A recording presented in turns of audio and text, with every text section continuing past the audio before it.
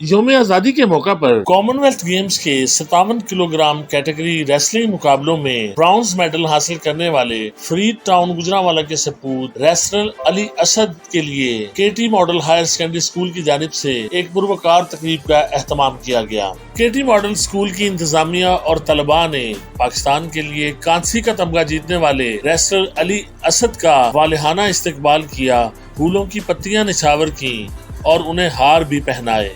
تقریب میں ریسلر علی اسد کے ہمراہ general secretary national style wrestling ایسوسی ایشن گجرانوالہ رانا عظمت علی اور علی اسد کے کوچ محمد علی بھی شریک ہوئے۔ تقریب میں سابق چیئرمین UCB طارق سعید، پرنسپل خالد سعید، سینئر ٹیچر غلام مصطفیٰ اور اہل علاقہ بھی موجود تھے۔ اس موقع پر خطاب کرتے ہوئے علی اسد نے کہا کہ والدین اور اساتذہ کی دعاؤں سے مجھے یہ کامیابی ملی ہے، کوشش ہوگی کہ مستقبل میں بھی ایسی کامیابیوں کا تسلسل برقرار رکھ سکوں۔ انہوں نے کہا کہ طلباء ادھر ادھر گھومنے اور موبائل فون میں اپنا وقت ضائع کرنے کی بجائے کھیلوں کی سرگرمیوں میں زیادہ سے زیادہ حصہ لیں تاکہ ایک صحت مندانہ معاشرہ تشکیل پائے اور پاکستان کو ہر کھیل میں مزید اچھے کھلاڑی میسر آ سکیں۔ آپ بھی کھیلوں میں زیادہ سے زیادہ حصہ لیں، گلی محلوں میں بیٹھنا اور یہ برگر وغیرہ کھانا، بوتلیں وغیرہ پینا، ان سے اجتناب کریں۔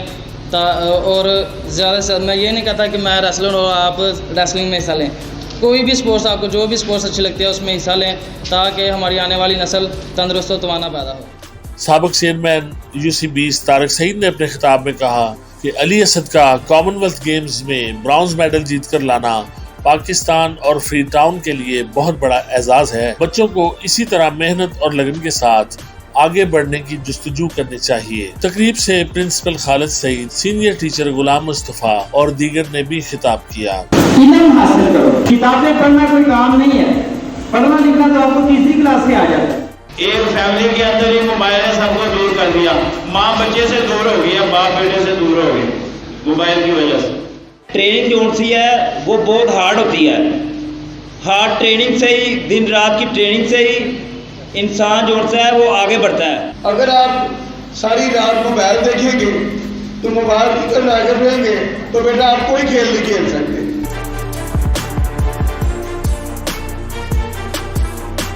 سہولیات کے فقدان اور سرکاری سطح پر کھیلوں کی بہتر سرپرستی نہ ہونے کے باوجود پاکستان کے لیے ریسلنگ میں میڈلز لے کر آنا کسی بڑے کارنامے سے کم نہیں۔ ملک کا نام روشن کرنے والے ان قابل فخر سپوتوں کی زیادہ سے زیادہ حوصلہ افزائی کرنی چاہیے اور سرکاری سطح پر ان کی بہتر ٹریننگ اور دیگر سہولیات کی فراہمی کو یقینی بنایا جانا چاہیے۔ کیمرہ مین محمد علی رمل کے ساتھ فیصل فاروق ساگر، 11 نیوز، گجرانوالہ۔